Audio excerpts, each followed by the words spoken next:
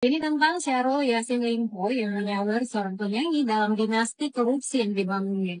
Kasus korupsi yang melibatkan ex-menteri pertanian Syahrul Yassin Limpo mengungkap fakta-fakta mengejutkan tentang praktik gratifikasi di negara ini.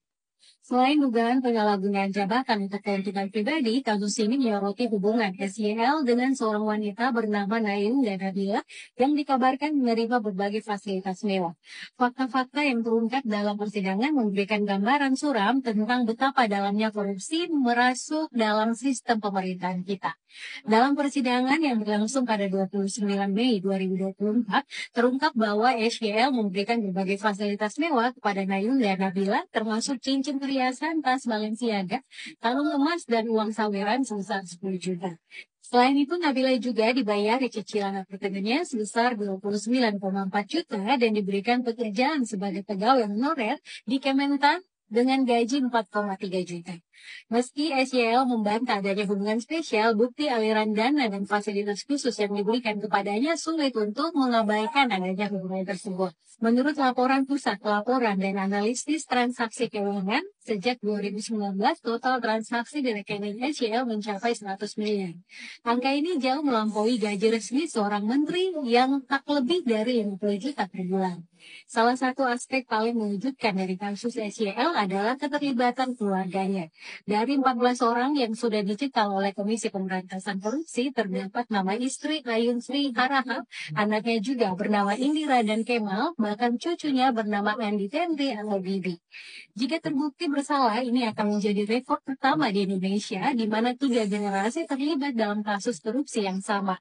Pengungkapan kasus ini juga diwarnai oleh kontroversi yang melibatkan pimpinan KPK Firly Bahuri. Diketahui ada dugaan bahwa Firly terlibat dalam pemerasan terhadap SYL. Dilaporkan terjadi pertemuan rahasia antara Firly dan SYL di sebuah bor di Mangga Besar, di mana SYL diduga memberikan koper berisi uang sebesar 1 miliar dalam pecahan dolar Singapura. Firly membantah kedua tersebut, tetapi foto pertemuan mereka membuktikan sebaliknya. Selain itu, ada indikasi pertentangan internal dalam KPK terkait penetapan status tersangka SYL. Surat penetapan tersangka yang ditandatangani oleh Wakil Ketua KPK Nurul Gufron menjadi upaya untuk menghindari pengaruh Firly yang saat itu sedang berada di luar negeri. Kalau menurut saya, kasus SYL menunjukkan bahwa korupsi di Indonesia sudah menjadi masalah sistemik yang sulit untuk diatasi. Meskipun pemerintah terus berupaya memperbaiki sistem pengawasan dan penegakan hukum, kenyataannya praktik korupsi ini masih merajalela.